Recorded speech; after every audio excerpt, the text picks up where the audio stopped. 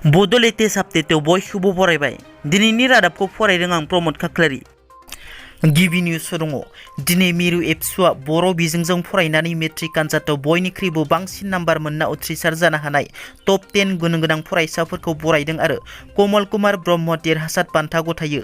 दिनै चिरां जिल्लानि बेंटल दखरा एबसुनि सिङाव थानाय जांख्रिथाय फोथाराव दुलाराय बर' फरायसा आफादा सानसेनि मेहेरगोनां हाबाफारिनि गेजेरजों बानजायदों। आसाम नाङै जुब जुब अखा हानायनि जाहोनाव गुवाहाटी नोगोरमाखौ दै लोमस्रावदों। गुवाहाटी नोगोरमानि खायसे जायगाफोरा दैजों लोमस्रावनाय माखासे फट' भिडिअ'आ ससियेल मिडियायाव गोसारदों। गुवाहाटीनि अनिल नगर, राजनगर, गुवाहाटी रेलवे स्टेशननि सेरजों लोगोसे माखासे ओनसोलफोरा दैजों लोमस्रावनाय नुनो मोन्दों।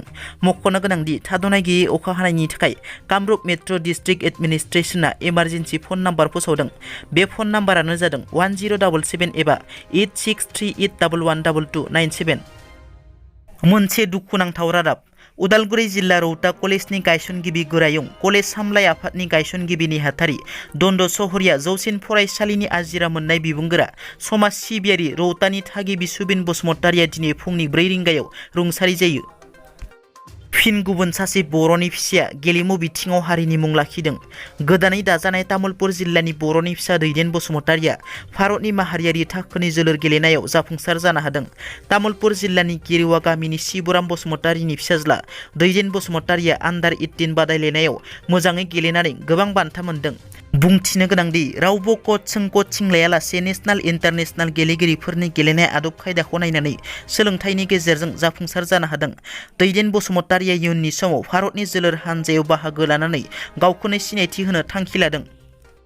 NDFB मुं लानानै रां दाबिनाय जाथाय। बङाइगावआव नंखाय NDFB सानै हमजादों।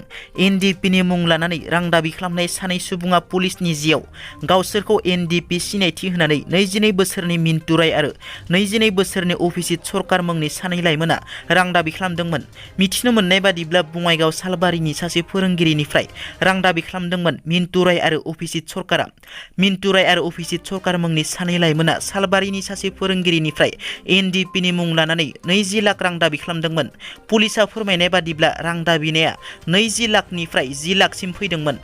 रां दाबिग्रा सानै लाइमोनखौ सालबारिनिनो थागिबि होनना पुलिसा फोरमायो। आसाम नाङै जुब जुब अखा हाबाय थानाय समावनो दिनै गुवाहाटीआव हरखाब हा गिसिखानाय जाथाया सोमजियो।